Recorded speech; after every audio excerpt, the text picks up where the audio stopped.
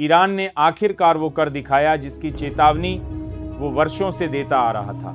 लेकिन पश्चिमी दुनिया, खास तौर पर अमेरिका, उसे एक बड़बोले मुल्क से ज्यादा कुछ नहीं समझती थी। लेकिन आज जब ईरानी मिसाइलों ने इजराइल के सैन्य ठिकानों को चीर कर रख दिया, जब परमाणु धमाके की गूंज ने नेगेव रेगिस्तान को कंपा दिया और जब इजरायली फाइटर जेट्स राख हो गए, तब दुनिया को यकीन हुआ कि ये कोई मध्य पूर्व की छोटी सी भिड़त नहीं है, ये तीसरे विश्व युद्ध की दहलीज पर खड़ा इतिहास है।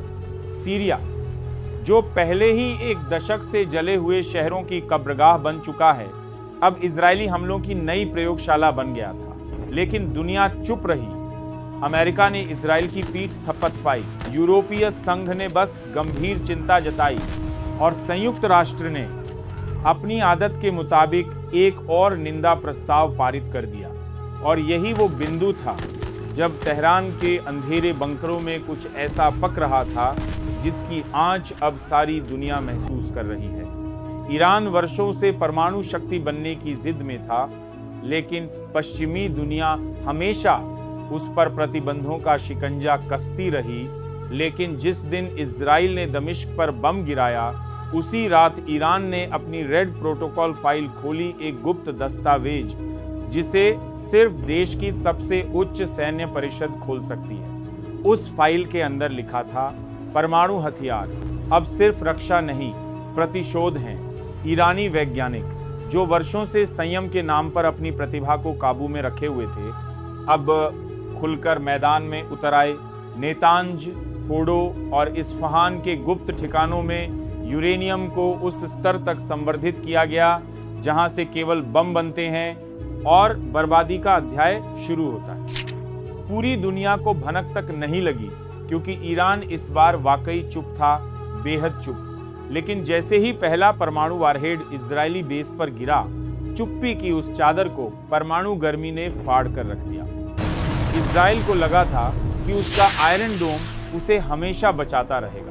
लेकिन परमाणु मिसाइलें सिर्फ रॉकेट नहीं होती, वो राष्ट्रों के घमंड को नष्ट करने के लिए बनाई जाती हैं। तेहरान ने इस बार सैन्य ठिकानों को नहीं, इजरायली सत्ता के प्रतीकों को निशाना बनाया। नेगेव एयरबेस, जो लंबे समय से इजरायली हमलों का केंद्र था, अब एक बंजर धरती बन चुका है। तेल अवीव की अर्थव्यवस्था को चलाने वाले डेटा सेंटर जल चुके हैं और यरूशलेम का वो इलाका जहां से नेतन्याहू ने एक बार कहा था हम किसी को नहीं छोड़ेंगे, अब मलबे में तब्दील हो चुका है।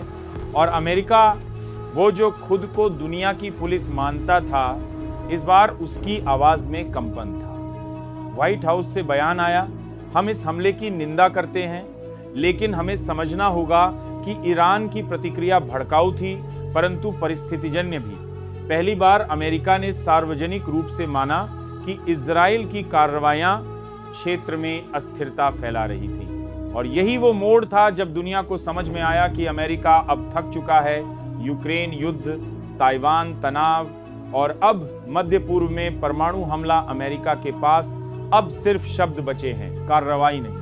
तेहरान ने एक और चौंकाने वाला बयान दिया, हम इजराइल के नागरिकों से युद्ध नहीं कर रहे, हम उसकी सरकार की नीति और उसकी सेनाओं से लड़ रहे हैं। अगर दुनिया ने इजराइल को नहीं रोका तो फिर हम भी नहीं रुकेंगे। इस बयान के बाद लाखों मुस्लिम देशों में जुलूस निकले, तुर्की से लेकर मलेशिया तक आवाज उठी, ईरान अकेला नहीं है। दूसरी ओर भारत, चीन और रूस की प्रतिक्रिया बेहद सधी हुई थी, लेकिन रणनीति स्पष्ट थी। अब पश्चिमी ध्रुवीयता का युग समाप्त हो रहा है। दुनिया आज एक ऐसे मोड़ पर खड़ी है जहां इजराइल का परंपरागत आक्रमणवाद अब खुद पर भारी पड़ चुका है। वो देश जो कभी सिर्फ बचाव की भाषा बोलता था, अब खुलकर हमलावर बन चुका था और उसकी यही नीति अब उसके खिलाफ हथियार बन गई। दमिश्क पर हमले को जायज ठहराने वाले आज तेल अवीव पर हमले को आतंकवाद कह रहे हैं, लेकिन क्या इंसानियत इतनी सुविधा से तय होती है? ईरान ने परमाणु बम सिर्फ इसीलिए नहीं बनाया कि वो ताकत दिखा सके, उसने ये इसीलिए बनाया ताकि वो न्याय मांग सके अपने हिसाब से। और शायद पहली बार जब एक देश ने परमाणु बम का इस्तेमाल किया, तब दुनिया ने नहीं कहा अमानवीय, बल्कि कहा आवश्यक। ये इतिहास की सबसे खतरनाक व्याख्या है। तेहरान में जश्न है, लेकिन वो डर से खाली नहीं है। उन्हें पता है कि इजराइल अब और ज्यादा पागलपन में उतर सकता है, लेकिन अब खेल बदल चुका है। अमेरिका भी जानता है कि अगर उसने इस बार खुलकर इजराइल का साथ दिया तो दुनिया उसे युद्ध का भागीदार मान लेगी। और यही कारण है कि वॉशिंगटन ने इजराइल से कहा, संयम रखो। इजराइल जो कभी अमेरिका को निर्देश देता था, आज उससे आदेश ले रहा है। ये सिर्फ एक युद्ध नहीं है, ये उस विचारधारा की हार है जो सोचती है कि कोई राष्ट्र किसी अन्य राष्ट्र से ऊपर है।